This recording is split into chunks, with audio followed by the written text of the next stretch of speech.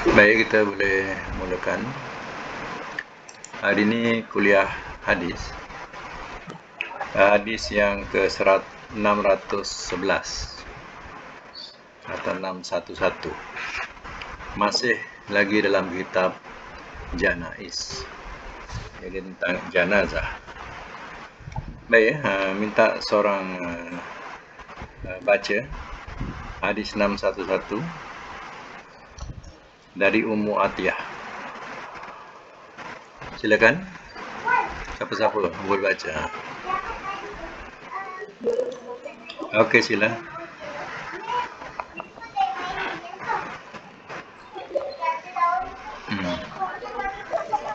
Ya.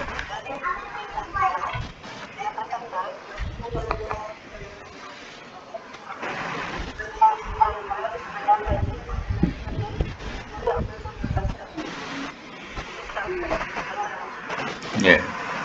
Hadis 611 catatkan hadis sah. Matan dilarang meratap.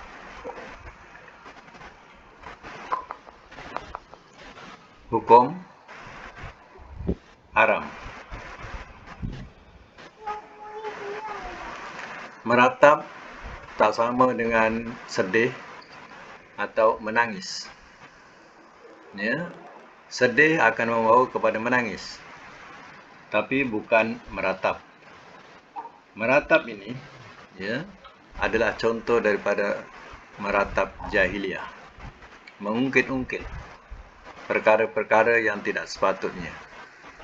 Contohnya, misal kata dia kata, oh anak kau ni kenapa Tuhan kenapa kau ambil anakku dulu, tak ambil aku. Ya, bahasa-bahasa macam tu, ya, meratap dengan perbuatan menampak-nampak pipi, mengoyak-ngoyak baju, ya, macam orang hilang akal. Jadi itu dikatakan meratap. Kalau sedih dan hiba atau menangis, itu adalah orang yang berperasaan. Ya, itu tidak salah. Ya. Baik, 612. Siapa nak baca? Silakan. Okay, silakan. Hadis 612 dari Ibnu Umar dari Nabi SAW sabdanya, mayat itu diazab di dalam kuburnya dengan sebab diratapi atasnya. Muttafaq alaih. Satu lagi. Hadis 613 dan bagi keduanya dari Rasulullah ditutup. Ya, catatkan 612 dengan 613. Hadis sah. Matan dia menerangkan penderitaan mayat.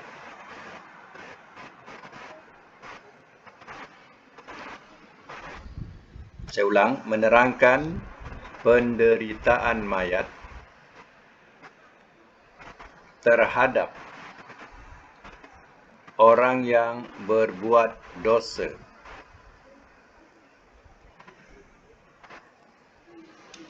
Yaitu orang yang meratapi dia.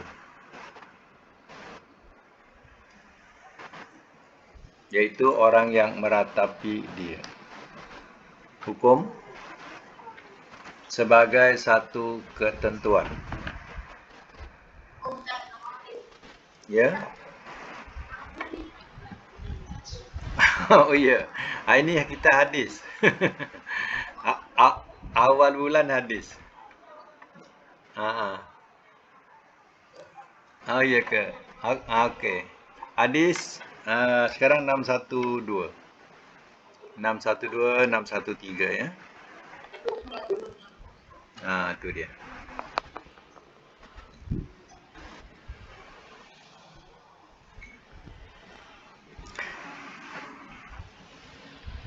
Jadi agama-agama yang tidak berlandaskan wahyu, ya, biasanya kita akan lihat, ya, agama-agama ini, ya, mereka akan mengikuti jalan syaitan. Jalan syaitan ni mana apa yang dilarang oleh agama, maka dia akan lakukan. Contohnya, dia berbangga kalau mati ramai yang meratap. Kalau boleh, diupah. Lebih ramai orang yang meratap, lagi dia berbangga. Jadi sebenarnya dia tidak ketahui. Dia tak mati memang dia cakap dia berbangga. Ya, kalau ramai yang meratapi dia.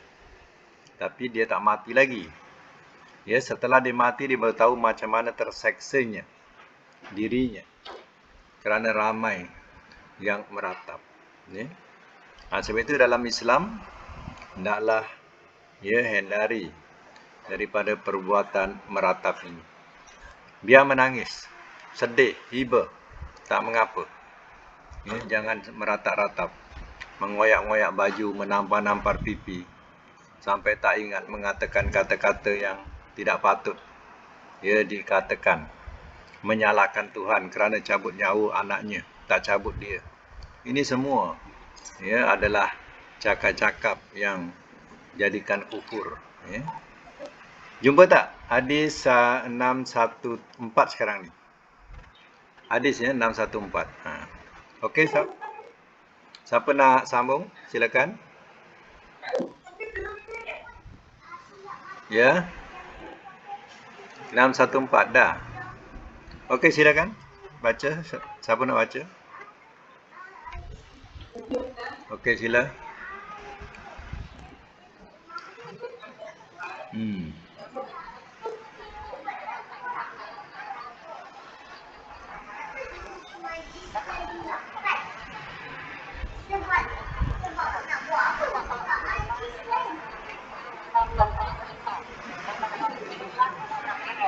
Ya. 614. Hadis sah. Matan menunjukkan bahawa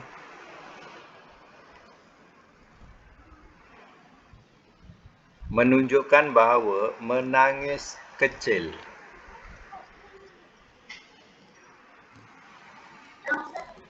Seulang, hadis 614, hadis sah. Matan dia menunjukkan bahawa menangis kecil terhadap mayat itu boleh. Hukum mubah.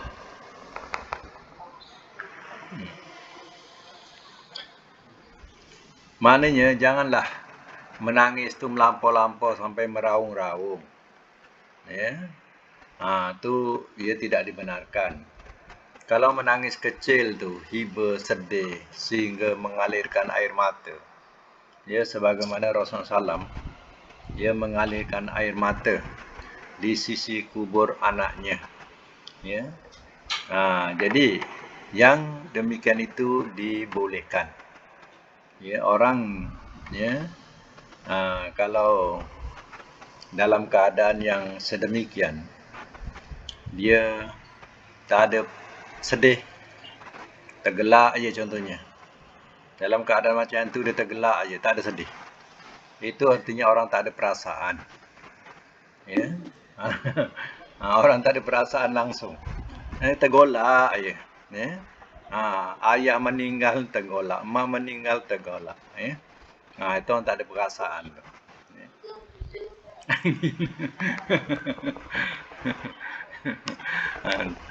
Jadi Rasulullah SAW sendiri kematian anaknya pun dia sedih sampai mengeluarkan air mata, menangis. Itu orang ada perasaan.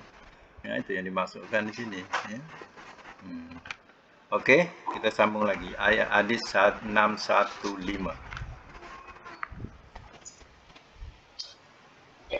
Okey, sila.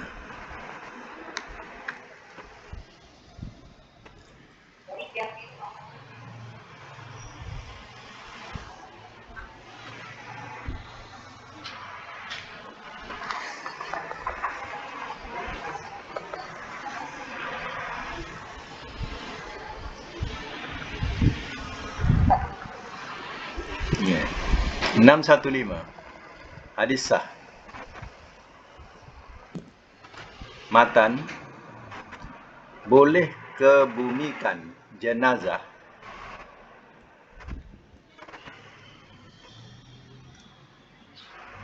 di waktu malam sesudah disolatkan.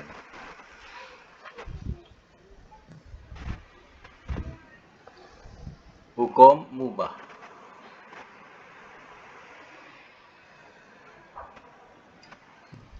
Pada hadis ini diterangkan, la tadfinu mautakum bil lail illa an tutarru. Jangan kamu tanam atau kebumikan mayat-mayat kamu di waktu malam, melainkan bahawa kamu terpaksa. Ya. Kenapa dilarang kebumikan mayat waktu malam? Sebab waktu malam tak sama dengan waktu siang. Waktu malam ni perlu kepada kos tinggi. Contohnya perlu kepada adanya lampu yang terang. Jadi banyaklah rintangan-rintangan waktu malam. Terkadang waktu berjalan mengiringi, kita tak nampak batu nisan, tak nampak kayu kayan, kita terlanggar, tercucuk. Jadi banyaklah perkara rintangan waktu malam. Dan perlu kepada lampu yang terang. Jadi sebab itu kalau boleh jangan tanam waktu malam kecuali dah terpaksa. Terpaksa satu, mayat ni dah makan hari, datang jauh daripada Kedah. Contohnya daripada Kedah bawa ke KL, kan dah jauh jarak dia. Jadi sampai malam.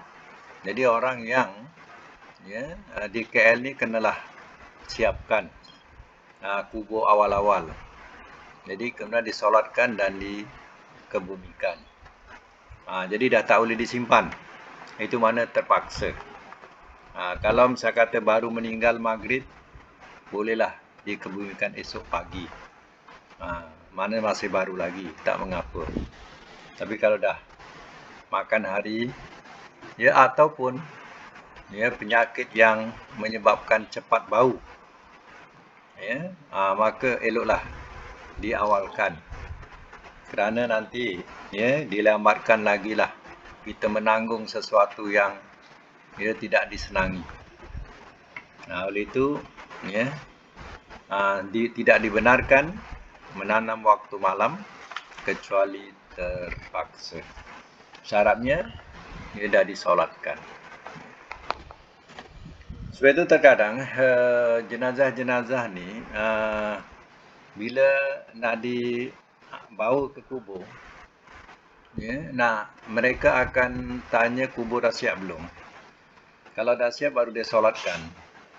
Kalau belum siap, dia ditunggu, dia tak lambatkan solat. Apa tujuannya? Sebab kalau dah disolatkan, sebaiknya terus nak dikebumikan dan tak tunggu lama. Macam tu. Sebab itu kadang tanya ahli yang gali kubur tu dah sedia belum. Kalau dah sedia, dia pun solatkan. Jadi urusan tu berterusan, tak ada sangkut. Dia tunggu lama. Kubur masih setengah lagi belum gali. Jadi dia di situ dah terpaksa menunggu lama. Itu tak baiknya. Baik kita teruskan lagi 616. Siapa nak baca silakan. Dari Abdullah.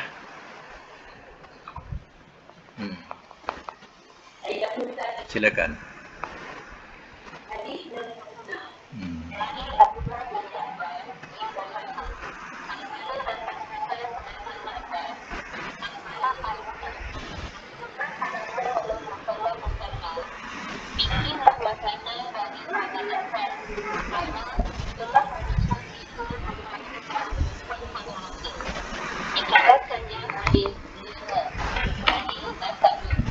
Ya.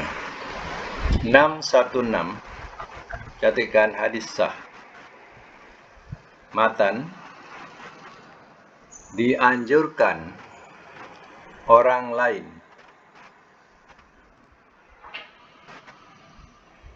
membuatkan makanan untuk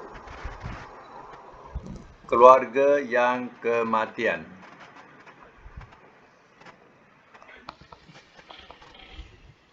Hukum mubah.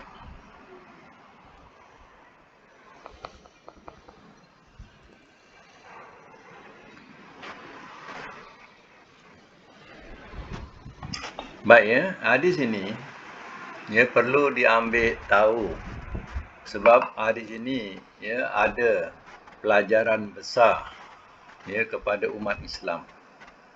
Ketika ya dikatakan ya keluarga Ja'far ni meninggal, ya maka Rasulullah SAW suruh ya, orang memberi ya makanan kepada keluarga Ja'far, yang mana mereka ya sedang menimpa sesuatu yang susah. Ya, jadi ya, di sini jadi satu pelajaran, artinya dianjurkan kepada seluruh umat Islam membantu keperluan yang bersifat kebendaan untuk keluarga Islam yang telah meninggal. Iaitu meninggal siapa? Salah seorang anggota keluarganya. Ya, macam contohlah, kalau dulu orang dulu, ya orang tua dulu kita nak buat kenduri kahwin, ya sanak saudara ya hantar makanan itu, makanan ini, ya. Ada yang bagi beras, ada yang bagi minyak, ya, dan berbagai-bagai lagi lah. Ya, sehinggalah ya terjadi majlis walimah itu. Ya. Jadi sebaiknya kalau ada keluarga yang kematian, ya kita hulurkanlah ya berupa kebendaan. Ya, sama ada ya berupa makanan ya ataupun kewangan. Kita bantu keluarga yang tengah ya bersedih. Tapi ya, yang pelik tu terbaliknya, ya tak tahulah terbalik macam mana. Ya, bila berlaku kematian, keluarga yang mati ni yang susah payah menyiapkan makanan untuk orang datang kenduri. Ya. Yang depan ni sibuk menguruskan urusan jenazah. Yang belakang sana dapur telentang-telentung nak masak untuk keperluan untuk kenduri malam. Jadi kita ya sebenarnya sudah terbalik. Apa yang kita lakukan ni sudah terbalik. Hukum tu dah terbalik. Ya, keluarga si mati susah payah mempersiapkan makan untuk orang datang. Sedangkan hadis ini Nabi menyuruh kita bagi makan keluarga yang meninggal itu. Ya. Ini yang berlaku sekarang. Ya. Yalah, kalau keluarga itu keluarga yang berada, tidak adalah masalahnya. Terkadang keluarga yang tidak berada, dia terpaksalah dia berhutang piutang untuk mengadakan majlis kematian itu. Kalau di kampung-kampung dulu, ya, tak kurang 7 hari, ya, 7 malam. 7 malam, satu kematian 7 malam. Keluarga yang kematian tadi dia adakan kenduri. Selama 7 malam orang datang untuk bertahlil dan sebagainya lah. Ya, selama 7 malam. Ya, bayangkan 7 malam berapa banyak kos. Ya, kalau memberi makan. Ya, sudah tentu kos tinggi. Ya, kadang terpaksalah dia berhutang di kedai runcit. Ya, dulu ada buku 35 ya, masuk buku 35. Selama 7 hari masuk buku 35. Ya. Lepas tu, ya, berbayarlah. Beransur-ansur bayar. Siapa susah? Keluarga yang mati itulah susah. Jadi sebaiknya kalau boleh, ya, kematian ni, ya, kalau rumah tu sempit, ya, kalau nak buat kenduri itu, ya, buatlah di masjid lagi baiklah. Ia tidak mengganggu, ya, suasana di rumah itu. Yang kedua, kalau boleh, ya, pihak masjid yang, ya, mengeluarkan belanja untuk memberi makan orang yang datang, ya, mengadakan majlis itu. Itu lagi baik, ya, ataupun orang lain sponsor bagi makan. Ya, jangan libatkan keluarga si mati. Ya. Tapi terkadang orang akan beralasan, apa salahnya keluarga si mati kan mampu. Ya, bila dikatakan keluarga si mati mampu, itu yang mampu. Yang tak mampu terpaksa terikut-ikut. Kalau tak ikut, tak buat kenduri, maka orang akan mengumpat. Orang ramai akan mengumpat pula. Ya. Jadi mengumpat dan menghina. Si Pulan mati itu, ya, mati suaminya, tak ada nak buat kenduri kendara apa pun. Ya. Suaminya mati katak macam tu. Jadi diumpat bukan-bukan.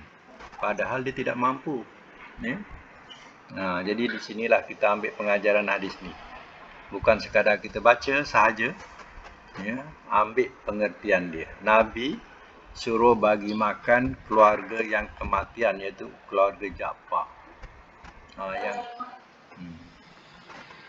Ya. Kemudian setelah 7 hari, cerita 7 hari, sekarang dah kurang.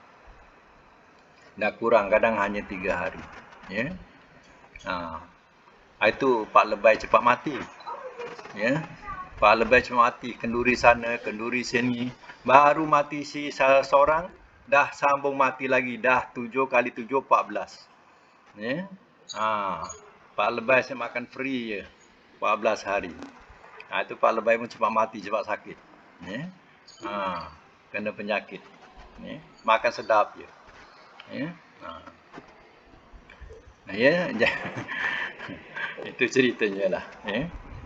Tapi sebenarnya kita dah dengar, dah diperbahas-bahaskan tentang hal kenduri kendara ni. Ya, tapi ya, masyarakat masih juga tak boleh memahami. Ya.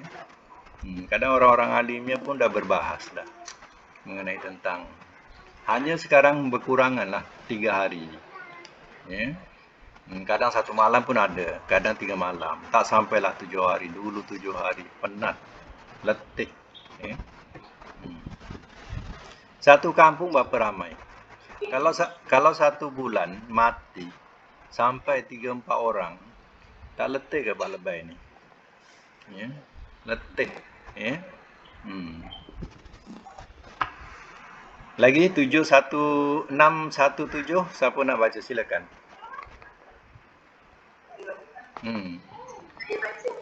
Ya, silakan, siapa dulu?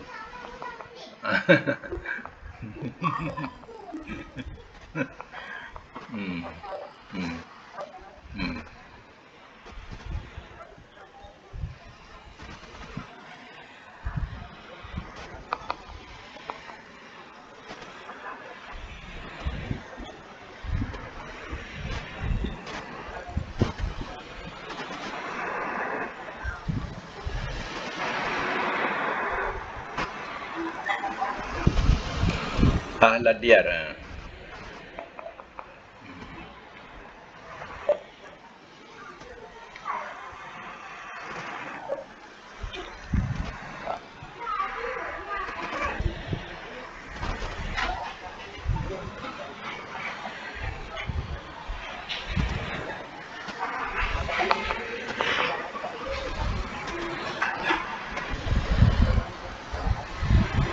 Ya.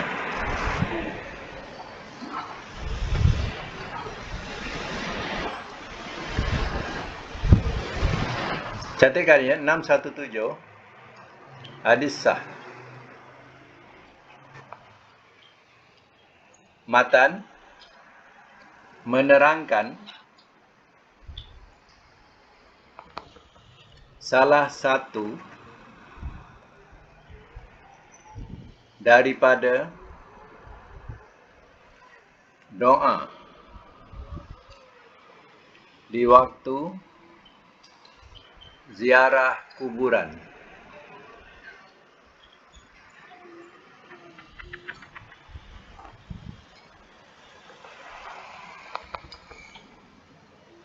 Hukum sunnah. Nanti saya terangkan, baca satu lagi. 618.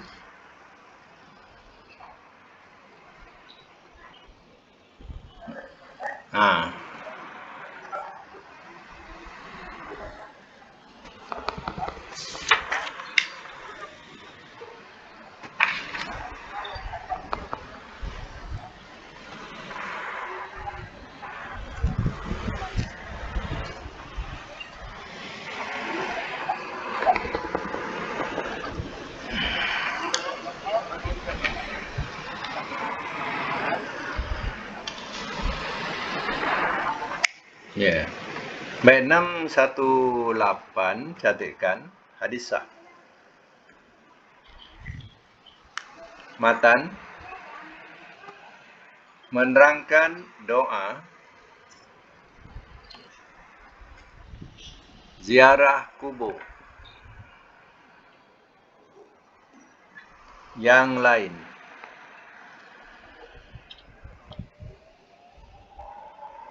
Hukum sunnah.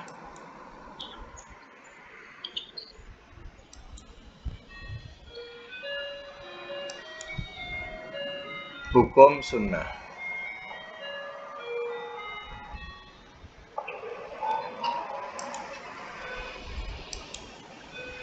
Jadi 617 dengan 618 ini ya adalah kaitan dengan doa. Ya. Berkaitan dengan doa. Jadi doa yang pertama ni, ini pilihan ya, sama ada kita baca doa yang pertama atau doa yang kedua. Ya. Tak ada salahnya. Pertama, 617 saya ulang. Assalamualaikum ahlad diyar. Ahlad diyar ni mana ahli kubur. Ya, ahlad diyar ni mana ahli kubur. Minal mu'minina wal muslimin. Saya ulang. Assalamualaikum. Semoga Allah memberi kesejahteraan ke atas kamu. Ahlal kubur. Wahai ahli kubur. Kenapa baris atas? Ahla. Di situ ada takdir ya ahla. Ya, kalau tak ada takdir ahla, dia tak ada takdir ya, dia bunyinya ahlu. Ahlud diyar. Tengok ahla. Jadi ahla tu ada takdir bunyi ya. Ya ahlad diyar. Maknanya wahai. Semoga Allah memberi kesejahteraan ke atas kamu, wahai ahli kubur. Minal mu'minin, daripada orang-orang mukmin lelaki. Daripada orang mukmin tak payah lelaki ya, sebab dia umum. Minal mu'minin, daripada orang mukmin, wal muslimin, dan orang-orang muslim. Wa inna insyaallah ta'ala bikum lahikun. Wa inna, dan sesungguhnya kami, insyaallah ta'ala, jika dikehendaki Allah Ta'ala, bikum, dengan kamu, lahikun, orang-orang yang akan menyusul.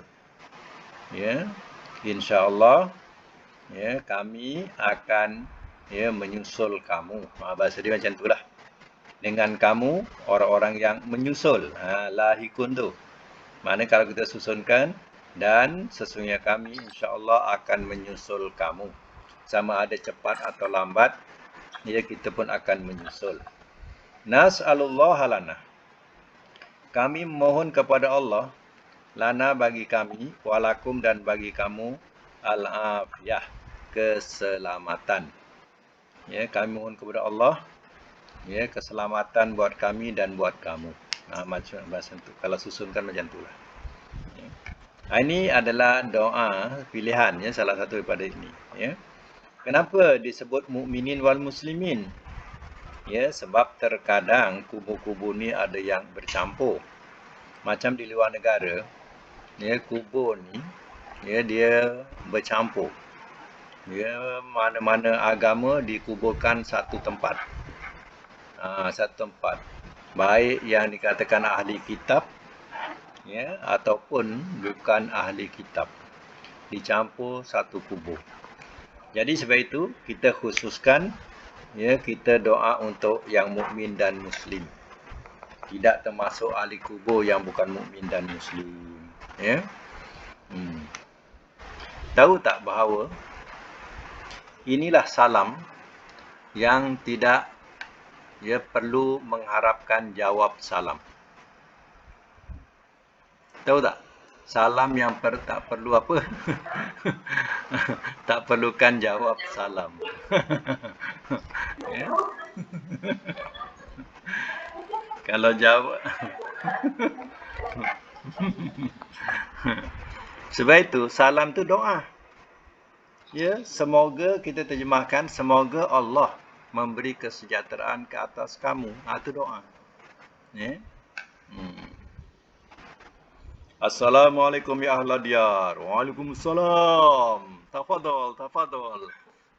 Agak-agak macam mana tu? Ahli kubur jawab salam. Ya? Tafadhol, kata dia. Silakan, silakan. Ya? Mau cabut lari. Ya? Yang kedua, salam dia, tu baru bunyi kubur. Yang tadi ahlat diyar, tapi sebenarnya maknanya sama. Ahlat diyar pun tu makna ahli kubur tu. Ya? Yang kedua ni ayat hadis 618. Ya, assalamualaikum ya ahlal kubur. Ni baru ahlal kubur. Mana kita boleh letakkan ahlal kubur atau ahlal diyar, ya. Boleh. Kalau kita lebih senang sebab bunyi kubur, kita sebut ya ahlal kubur. Di sini ada ya. Ya ahlal kubur ada ya. Ya tu makna wahai. Kalau tadi ya ni pun, kalau bunyi ahlal kubur, kita bunyikan makna dengan wahai.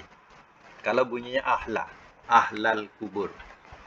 Tapi kalau ahlul kubur, ahlu bunyi depan, tu tak ada wajib bunyi wahai. Ya.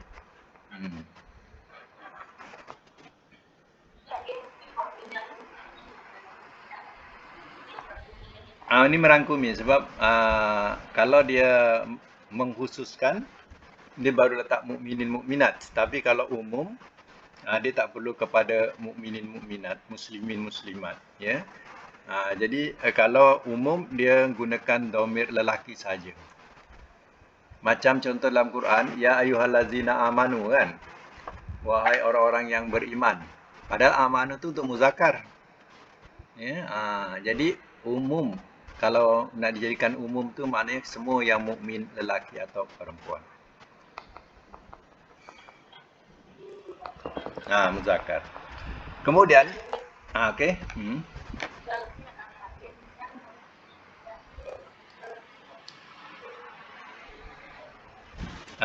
Majrur dengan ya. Majrur dengan ya sebab dia jamak. Jamak muzakkar salim, dia akan majrur dengan ya. Muslimin, muslimin pun sama. Dengan ya, watu ataf.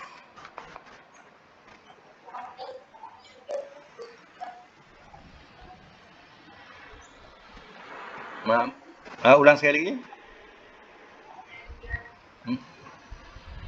Jadi mudhaf ilaihi. Jadi kalau mudhaf ilaihi, dia akan berbunyi ahlat diari, macam diari dari bawah. Ahlat tu mudhaf, macam kubur tadi. Ahlal kubur. Kubur tu mudhaf ilaihi. Rasulallahi. Ya, pun mudhaf ilaihi. Okey, sambungannya yaghfirullahu lana. Yaghfirun mana ia ampunkan oleh Allah, lana bagi kami, walakum dan bagi kamu. Semoga Allah memberi kesejahteraan ke atas kamu, wahai ahli kubur. Ya, semoga Allah mengampuni untuk kami dan untuk kamu. Antum salafuna. Kamu, antum kamu, ya, salafuna. Ya, telah mendahului kami. Wa nahnu bil asar. dan kami ya akan menjejaki atau mengikuti atau menyusul. Mana kamu telah mendahului kami dan kami akan menyusul. Ya. Jadi kalau ibaratnya lah kita tak hafal ya, tak hafal salam ni. Sekurang-kurangnya assalamualaikum ya ahlal kubur. Sekurang-kurangnya ya.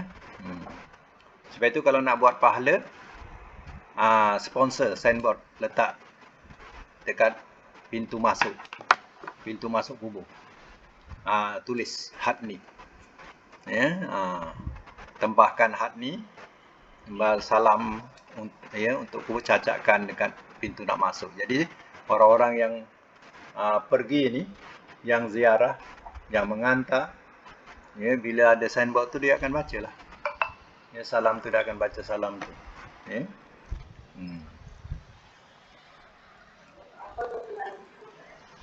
Tak apa, bahasa Jawa pun boleh. Ya. Ya. Tapi kalau lah tak hafal, saya kata, kalau tak teringat macam mana sambungan tu. Ya, sebab benda ni kadang bukan hari-hari dibaca. Ya.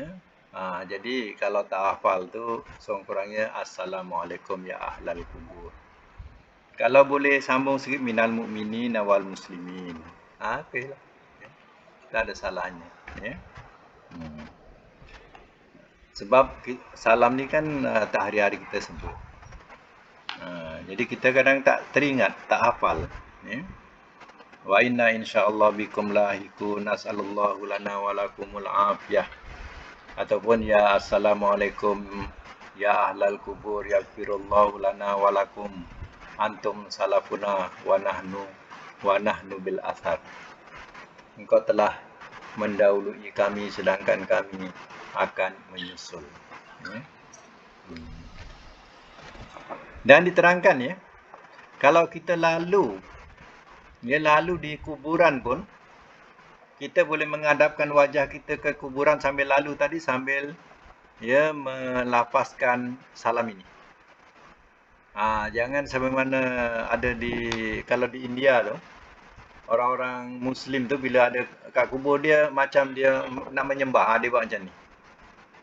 Bila sampai ke kubur lalu tu, kalau ke dalam bas, dia buat macam ni. Dah biasa adab menyembah macam tu. Itu jangan buat ya. Baca salam saja. Kita pandang ataupun dalam kereta, dalam bas ke, kita pandang kubur tadi, kita boleh lafazkan tu, ucapan tu. Ya, assalamualaikum ya ahlal kubur. Yo.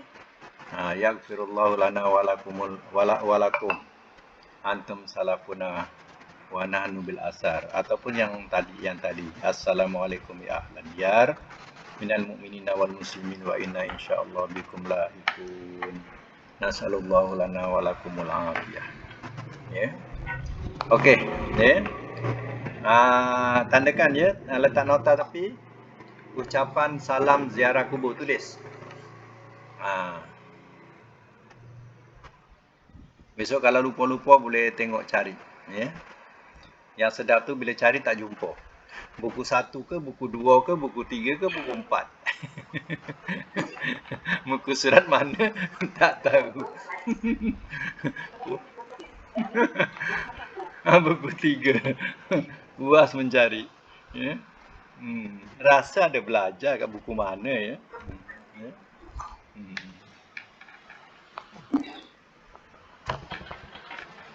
Baik, kita teruskan lagi. 619, siapa nak baca?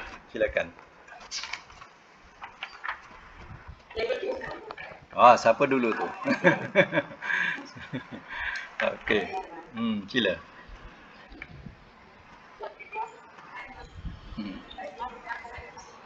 Okey. Dari Aisyah, dia berkata telah bersabda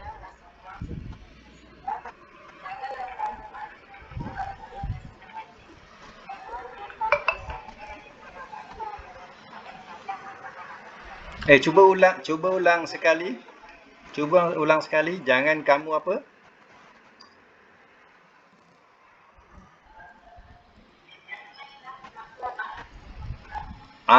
Jangan kamu catat nanti. Jangan kamu memaki.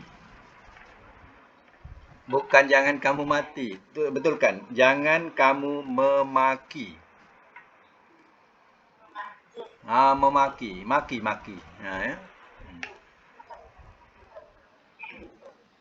Ulang balik. Janganlah. Okey, baca semula. Janganlah. Okey.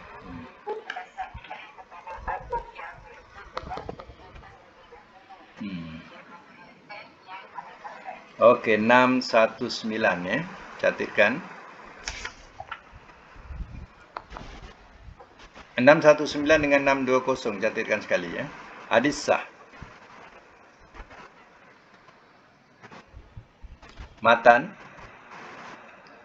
dilarang memaki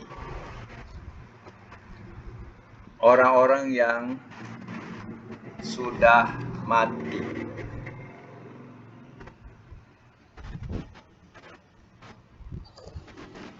Hukum haram. Okey, baca satu lagi. Siapa tadi yang baca? Sambungkan satu lagi. 620.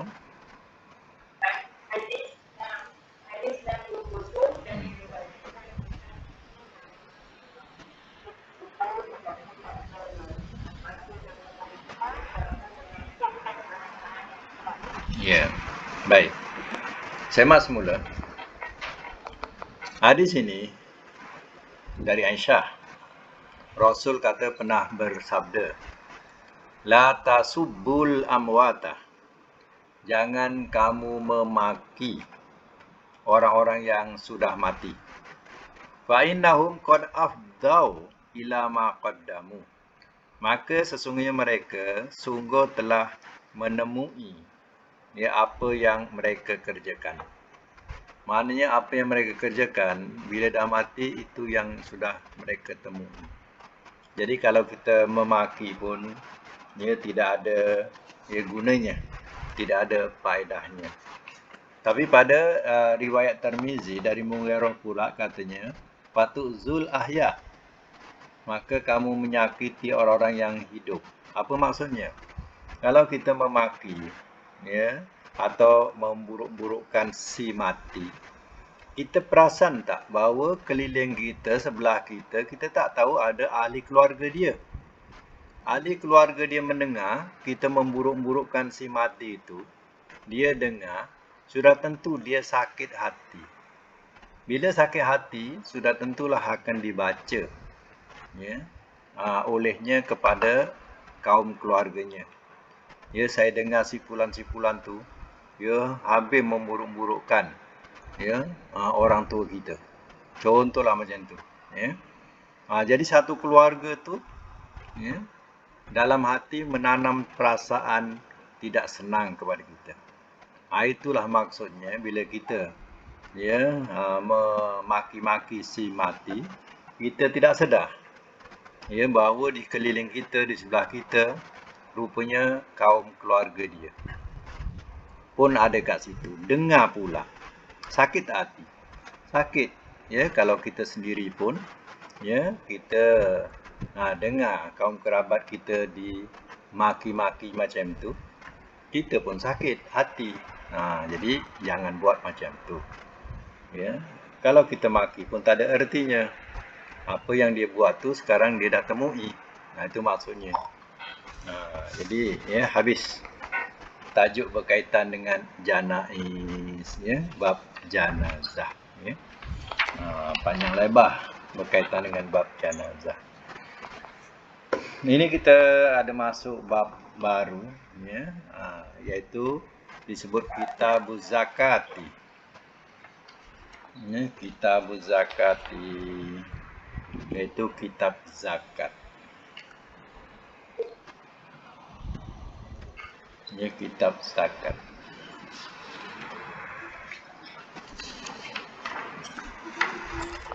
Baik, kitab zakat ni kita boleh buat permulaan lah sebagai permulaan pelajaran. Panjang juga bab zakat ni. Jadi kita mulakan daripada hadis 621. Okey, siapa nak baca hadis 621?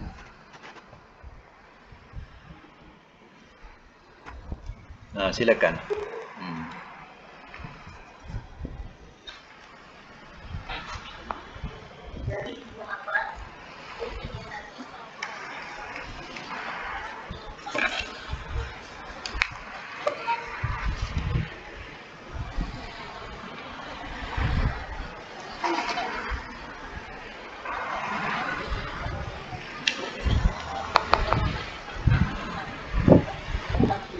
Ya. Catatkan ya, kitab zakati iaitu kitab zakat. Hadis 621.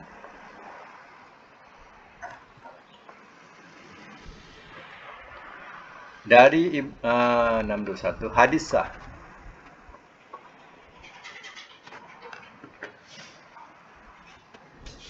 Matan diperintah saja. Diperintah mengeluarkan zakat dari harta benda.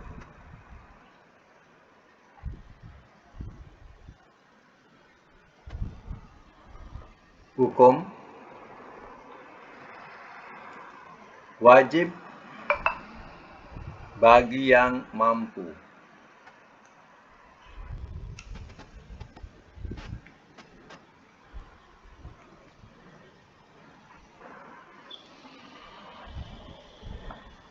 Letak nota surah Taubah ayat 60.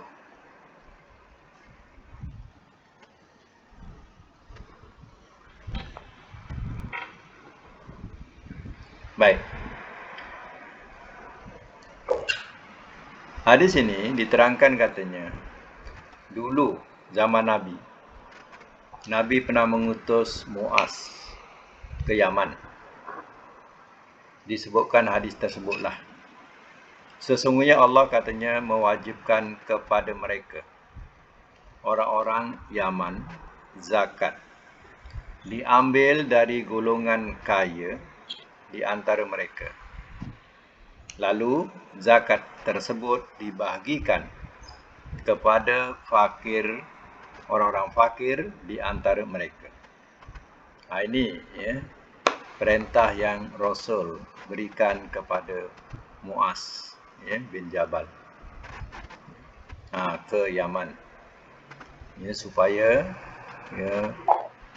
menyuruh orang-orang yang berkemampuan mengeluarkan zakat yang diberikan kepada orang-orang yang fuqara, fakir. Ini boleh dijadikan sebagai dalil ataupun nas. Kalau rujukan tadi yang diberilah iaitu surah Taubah. Surah Taubah boleh buka kepada ayat 60 ayat 60.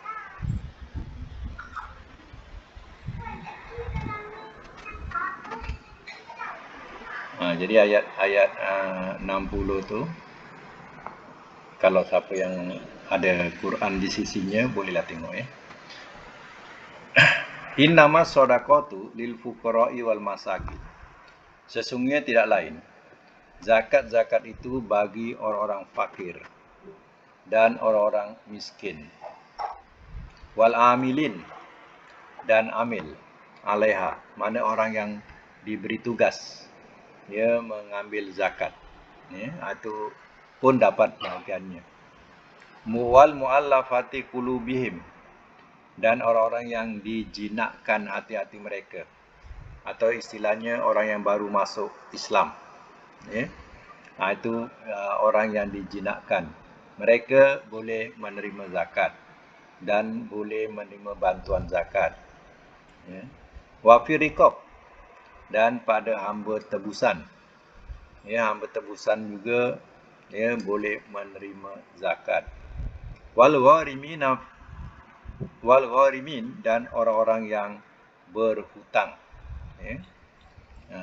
Orang-orang yang berhutang maknanya tersepit dalam hutang sehingga ia jadi orang yang susah, tersepit dalam hutang, maka dia juga boleh menerima zakat. Wa fi sabilillah, dan pada jalan Allah. Pada jalan Allah ni mana umum lah.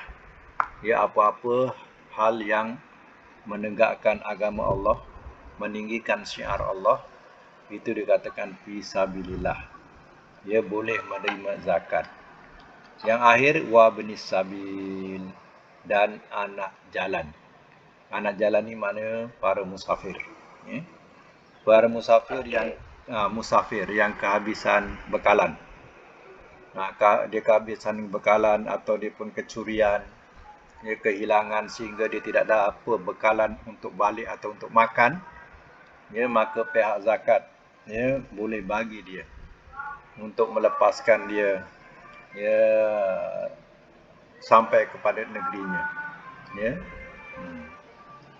Jadi ini mana pembahagian zakat diberikan kepada orang-orang ini.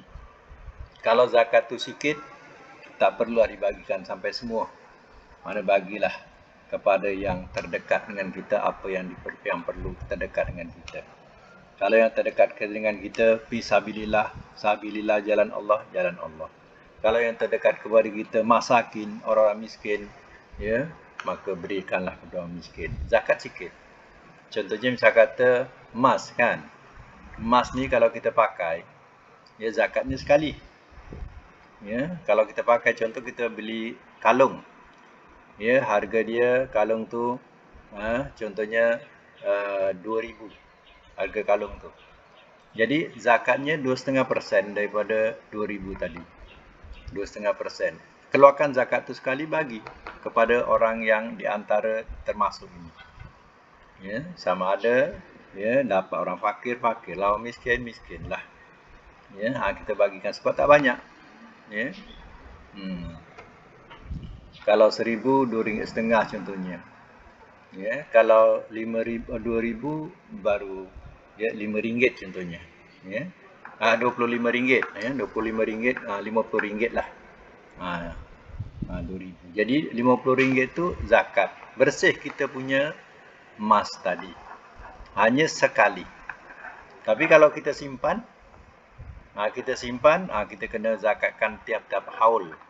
Tiap-tiap setahun kena keluarkan zakat dia. Kalau yang pakai sekali seumur hidup. Macam tu. Zakat tak banyak, 2,5% je.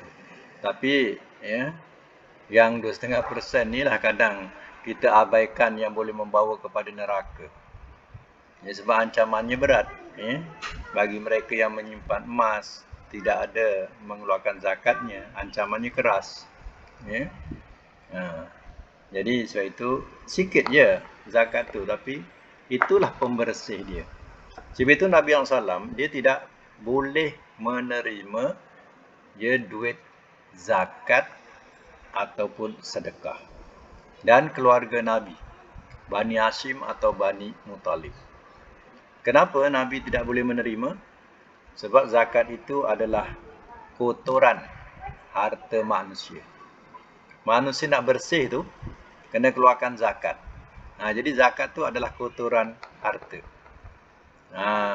Iaitu Nabi dan keluarga Nabi, Bani Hashim, Bani Muttalib, dia tidak boleh menerima zakat dan sedekah. Tapi hadiah dia boleh terima. Harta rampasan perang dia boleh terima. Itu bezanya. Jadi sekadar itu dulu untuk permulaan bab zakat. InsyaAllah kita akan sambung lagi. Hadis yang ke-622 ni kita tangguhkan. Hadis ni panjang. Hadis 622 ni panjang bab zakat ni. Kita tangguhkan dulu. InsyaAllah kita akan jumpa lagi pada akan datang. Baik. Kita sudahi dulu dengan doa ya. Sadaqallahul azim.